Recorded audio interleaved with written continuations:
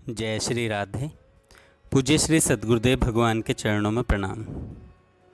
पूज्य भाई जी श्री हनुमान प्रसाद जी पोद्दार का जीवन चरित्र कल से हम आगे सुनते हैं। मंत्र जप से नवीन प्रारब्ध का निर्माण। उन दिनों कलकत्ते में श्री रूढ़मल जी गोयनका के तत्वावधान में एक आचरण सुधार सभा कार्य कर रही थी। भाई जी कहते हैं, उससे भी मुझे बड़ा सद्भाव प्राप्त हुआ। श्री रूढ़मल जी मुझ पर स्नेह करते थे। वे बहुत बड़े विद्वान थे, संस्कृत के बड़े पंडित और संस्कृत साहित्य के रसिक थे। संस्कृत के विद्वानों का बड़ा आदर करते थे। श्रीमद् भागवत के बड़े प्रेमी थे। भागवत का उनको बड़ा अच्छा अध्ययन था। मेरे सामने की ही एक बात है, घर में कोई नहीं था। उनकी पत्नी का देहांत हो गया था। कलकत्ते में बड़तल्ले में उनका मकान था, उसमें वे रहते थे। उनको एक बार प्लेग हो गया। अब तो प्लेग की बीमारी प्रायः नहीं रही। उन दिनों कलकत्ते में हर साल प्लेग होता था। उनको 105 डिग्री के ऊपर ज्वर था तथा दोनों ओर गांठें हो गई थीं। कलकत्ते में उन दिनों एक बड़े नामी बंगाली डॉक्टर थे, सर कैलाश चंद्र बोस। मारवाड़ियों में उनका बड़ा प्रचार तथा आदर था। वे थे भी बहुत बड़े निपुण चिकित्सक। दूर से ही रोगी को देखकर बता देते थे कि यह जिएगा या मरेगा। बड़े घरों में प्रायः वे ही देखने आया करते थे। वे शाम को रूढ़मल जी को देखने आए। देखा 105 डिग्री ज्वर और दोनों तरफ गिल्टियाँ निकली हुई हैं। कुछ सन्नीपात का सा असर था। नब्ज ठीक नहीं थी। उन्होंने देखकर कहा, बचने की आशा बिल्कुल नहीं है। आज की रात निकालना बड़ा कठिन है, सावधान रहना चाहिए। उस समय कैलाश चंद्र बाबू की बात ब्रह्म वाक्य माने जाते थे। वे कहकर चले गए। रूढ़मल जी ने डॉक्टर साहब की बातें सुन ही ली थी। उन्हें भागवत का प्रसंग स्मरण हो आया। श्री रूढ़मा जी संस्कृत के पंडित थे, भागवत पढ़ा करते थे। भागवत के महात्म्य में एक जगह नारद जी ने श्री सनकादिक से कहा, उनकी प्रशंसा में यह कहा कि आप सदा बालक रूप में इसलिए बने रहते हैं कि आप हरि शरणम मंत्र का जप नित्य करते हैं। श्री रूढ़मल जी को यह प्रसंग स्मरण हो आया। उन्होंने अपने सेवक गोविंद को बुलाया और कहा, गंगा जल लाओ, शरीर पोंछेंगे। गंगा जल आ गया। उन्होंने अंगोछे को गंगा जल में भिगोकर सारा शरीर पोंछवाया। कमरा बंद करके भगवान श्री कृष्ण की मूर्ति सामने रख ली और श्री कृष्ण में मन लगाकर हरि शरणम मंत्र का जप करने लगे। 12 घंटे तक वे जप करते रहे।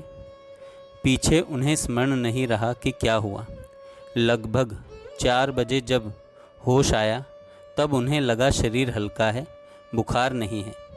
उन्होंने टटोल कर देखा, दोनों गिल्टियाँ भी गायब हैं। तब उन्होंने उठकर एवं चलकर देखा, बिल्कुल स्वाभाविकता अनुभव हुई। तब उन्होंने कमरे का दरवाज़ा खोला और नौकर को आवाज़ दी। नौकर आया और सेठ जी अपने दैनिक कृत्य में लग गए। अब वे बिल्कुल स्वस्थ थे।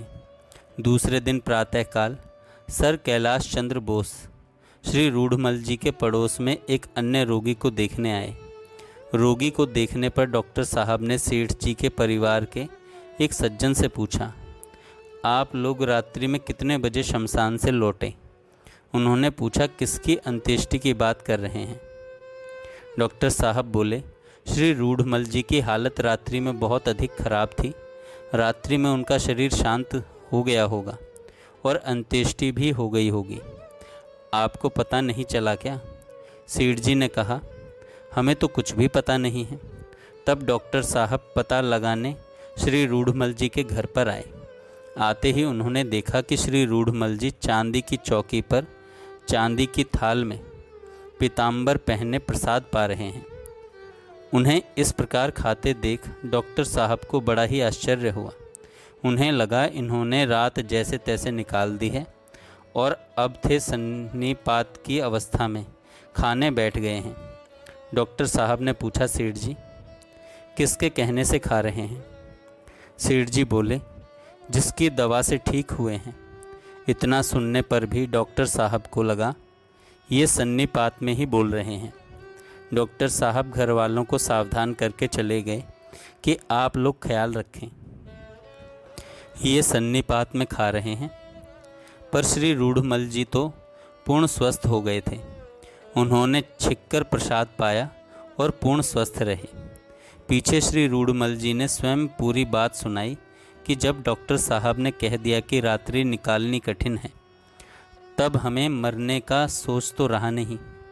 भागवत महात्म के अंतर्गत श्री नारद सनकादिक का प्रसंग स्मरण हो आया और हमने श्री सनकादिक के प्रिय मंत्र हरि शरणम का जप शुरू कर दिया। ये जितने भी मंत्र हैं, यदि ठीक विश्वास पूर्वक इनका जप किया जाए तो इनका फल हाथों हाथ नवीन प्रारब्ध का निर्माण कर देता है। फलदानोन्मुख कर्म के बीच में ये अपना फल दे देते हैं।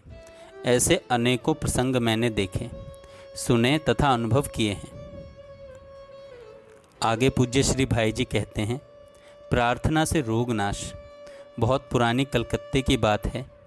मेरे एक बंगाली मित्र थे। वे नास्तिक थे। वे हमेशा भगवान का खंडन करते। एक बार वे बहुत बीमार हो गए। बहुत दवा लेते रहे पर अच्छे नहीं हुए। डॉक्टर बीमारी असाध्य बताने लगे। एक दिन मुझे बोले, भाई तुम भगवान भगवान करते हो, तुम्हारे भगवान से प्रार्थना करो। मैंने उनसे कहा, तुम ही करो, पर करना विश्वासपूर्वक। बोले, अच्छे हो जाएंगे। मैंने ऐसा ही कह दिया, विश्वासपूर्वक करोगे तो अवश्य अच्छे हो जाओगे। उन्होंने भगवान से प्रार्थना की।